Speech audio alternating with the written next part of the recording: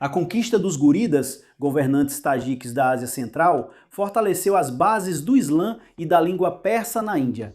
Graças a isso, após sua queda, Delhi se torna o novo centro de influência islâmica durante o governo dos sultões da dinastia Muizzi, sucessores dos guridas na Índia, que fundaram o Sultanato de Delhi. Então, você está no canal Amazing History e continuamos nosso relato sobre as dinastias medievais da Ásia Central. Este vídeo surgiu graças aos seus comentários, então não se esqueça de deixá-los abaixo do vídeo, assim como curtir e se inscrever no canal. Agora, vamos ao tema do episódio.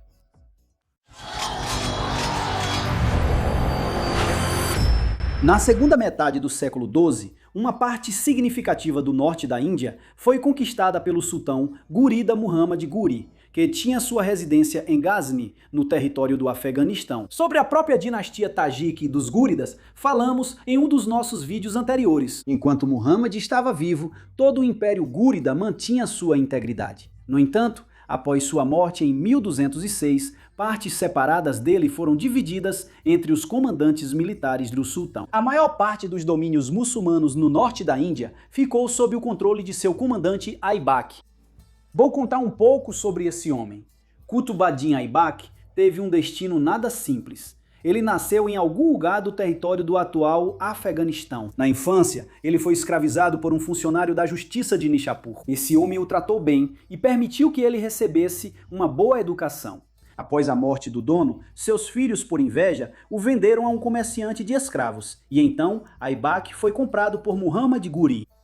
Com ele, a carreira de Aibak decolou e ele se tornou seu comandante de confiança.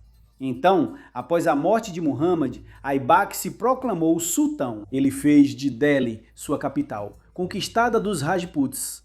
Assim, foi fundado o primeiro estado muçulmano na Índia, o Sultanato de Delhi. O poder militar aqui pertencia aos turcos da Ásia Central, enquanto a administração e o clero ficavam nas mãos dos tadjiques e persas. Segundo o historiador persa do século XIII, Djuzi de Janin, Malik e os servos da corte eram todos turcos de sangue puro e tadjiques de origem nobre. A religião oficial do sultanato era o islamismo, de orientação sunita, e a língua usada na administração, na burocracia, na historiografia da corte e na poesia era o farsi. Todo o breve reinado de Aibak foi marcado pela luta contra outro poderoso comandante militar de Muhammad Ghuri, o governador de Kerman e Aldus, que logo após a morte de seu patrono ocupou Ghazni.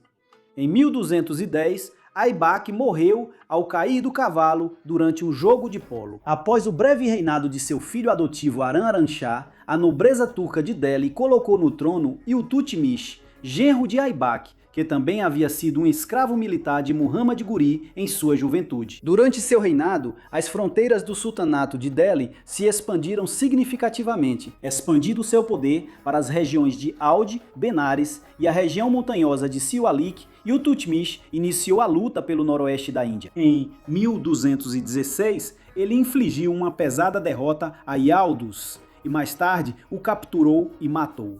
Um ano depois, Lahore foi conquistada. 10 anos depois, Iltutmish acabou com outro comandante de Muhammad Ghuri, Kubash, que havia criado seu próprio estado no curso médio do Indo.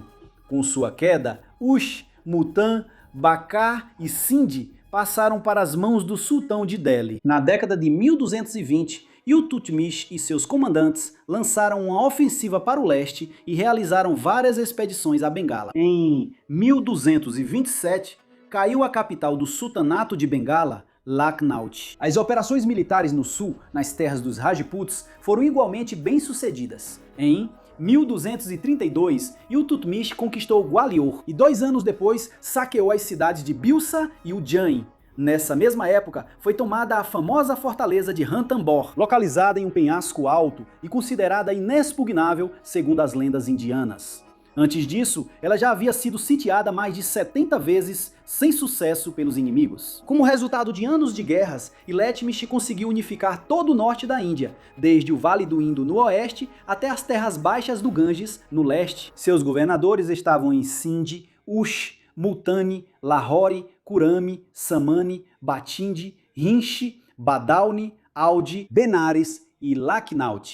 Ao morrer, Iltutmish declarou sua filha Razia Begum como herdeira, pois a considerava o melhor dos homens. Ele não gostava dos filhos, pois, em sua opinião, eles eram incapazes de suportar o fardo de governar o império. Dizem que Razia era corajosa e inteligente. Porém, a nobreza considerava vergonhoso se submeter a uma mulher. Contra a vontade do sultão, eles colocaram no trono Rukyuddin Feroz, o mais velho dos 3 filhos sobreviventes de Iltutmish, que era conhecido por sua falta de vontade e libertinagem. No entanto, os habitantes de Delhi apoiaram Razia e em novembro de 1236 ela foi proclamada governante. Rukyuddin foi capturado, jogado na prisão e morto. Assim, ela entrou para a história como a primeira mulher sultã da Índia medieval.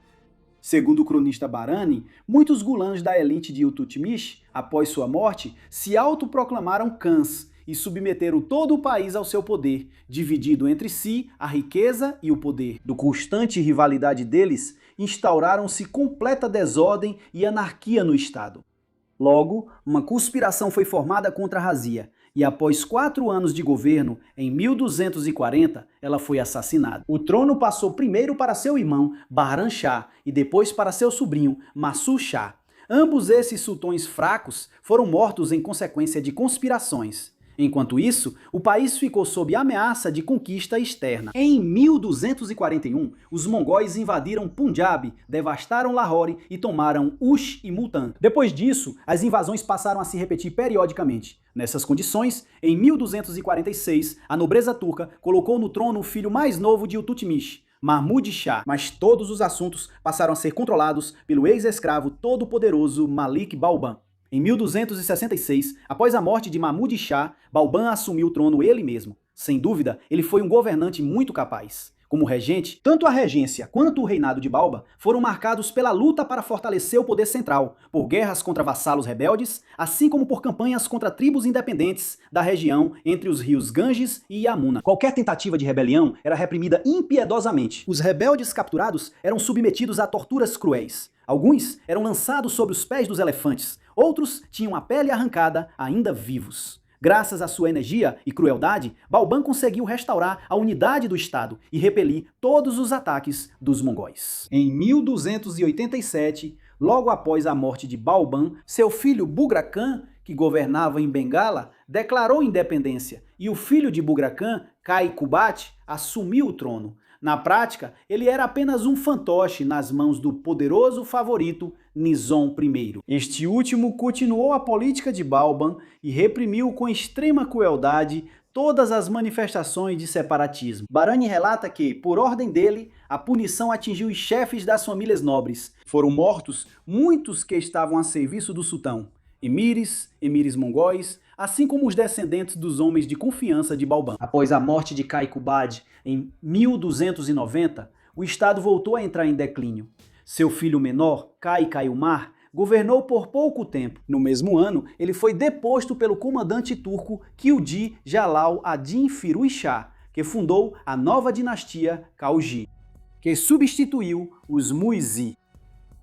Depois disso, o sultanato de Delhi existiria por mais de 200 anos, mudando de dinastia governante várias vezes. Mas essa já é uma outra história.